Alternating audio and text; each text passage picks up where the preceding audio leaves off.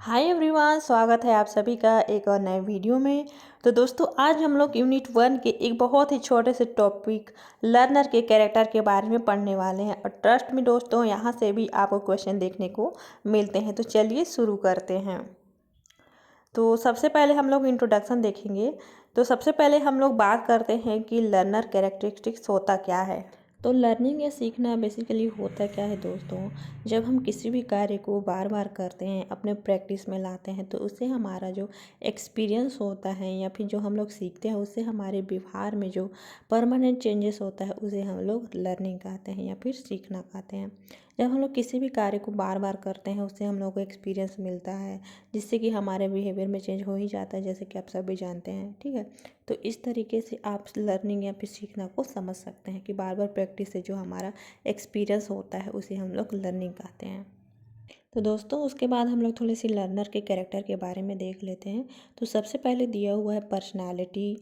तो आप उसमें देख सकते हैं कि उसका व्यक्तित्व कैसा है, वो सीखने में इंटरेस्टेड है कि नहीं। उसके बाद आता है एटीट्यूड, किस प्रकार का एटीट्यूड रखता है, पॉजिटिव एटीट्यूड है कि नेगेटिव एटीट्यूड है, किस प्रकार से चीज़ों को समझता है। उसके बाद आता है कॉन्फिडेंस लेवल, कि उसके पास कॉन्फिडेंस है कि नहीं चीज़ों को समझने के लिए।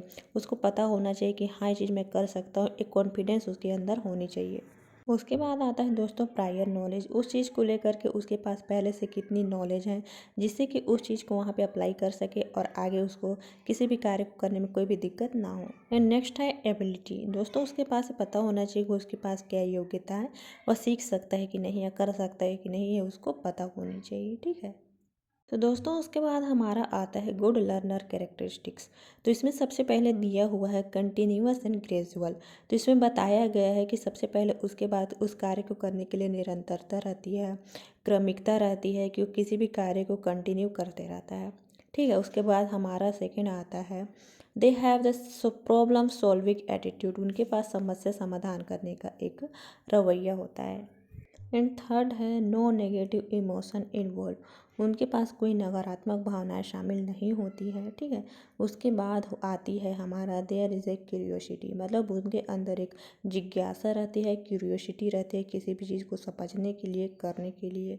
ठीक है, और भी बहुत सारे टॉपिक पॉइंट दिए हुए हैं, जैसे कि आप लोग देख सकते हैं कि वो पहले पढ़ते हैं, एनालाइज करते हैं, उसके बाद उसका एवोल्यूशन करते हैं, कुछ ना कुछ नया सीखने की तलाश में रहते हैं। ठीक है, उसके बाद वे प्राप्त किए गए नए ज्ञान को उन्होंने जो पहले सीखा है उससे जोड़ते हैं।